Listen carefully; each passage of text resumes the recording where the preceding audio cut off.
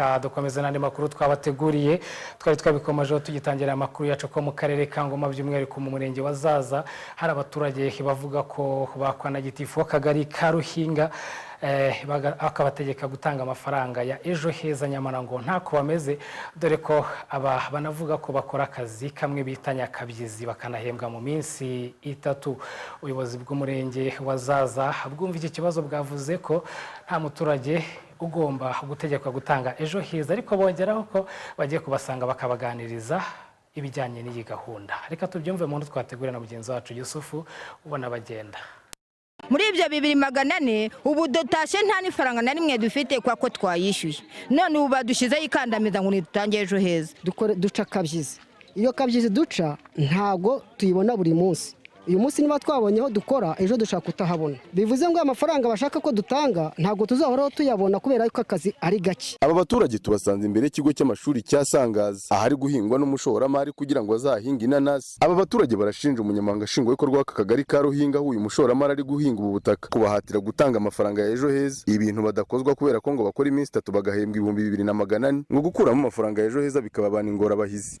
Iwaraza yaje atwaka amafaranga y'ejo heza arabanza duhitishamo ngo dutange 1000 cya buri kwezi.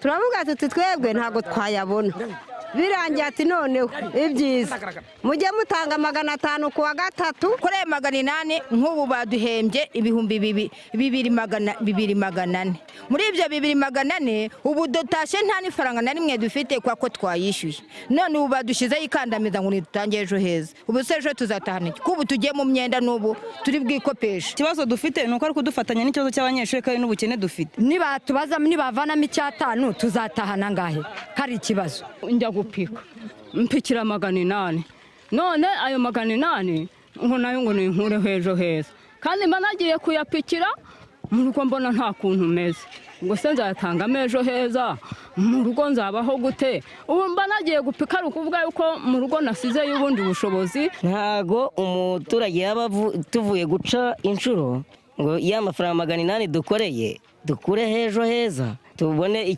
icyabana biririrwa duca kabyizi iyo kabyizi duca ntago tuyibona buri munsi uyu munsi niba twabonyeho dukora ejo dushaka kutahabona bivuze ngo amafaranga bashaka ko dutanga ntago tuzahoraho tuyabona kubera yuko akazi ari gake kandi n'ayo mafaranga dukorera ntago duhagije mu ngo zacu. Iyo rero niyo mpamvu ituma tuvuga yuko tuba dusa n'aho duhohoterwa kuko ntago dufite ubushobozi bwo kugeza ku ntego badushakaho. Akimara kumva akavugana n'umunyamakuru wa radio ndetse na TV10 ku murongo wa telefone umunyamabanga nshingwabikorwa w'aka kagari ka Ruhinga niyo nkuru Shadrack yahise avuga ko atavugana n'itangazamakuru avuga ko dukwiye kuvugana n'ubuyobozi bw'umurenge. Navugana n'ubuyobozi bw'umurenge. Icyakora umunyamabanga nshingwabikorwa w'umurenge wa Zaza Ngenda Mathias yavuze ko nta tegeko rihari rihatira umuturage gutanga ejo heza ahubwo ko umuturage akwiye kuganirizwa kugira ngo agire amahitamo amurengera mu buzima bwe. Avuga ko kandi ngagiye kujya akaganiriza abaturage ndetse n'ubuyobozi bw'aka kagari n'uyu mufatanyabikorwa waje muri aka gace. Ntabwo ejo heza aragato na rimwe muri police leta tugira ejo heza dushinzwe sensibilisation mobilisation wigisha umuturage iciza cya ejo heza cyo kwizigamira no kwizigamira izabukuru.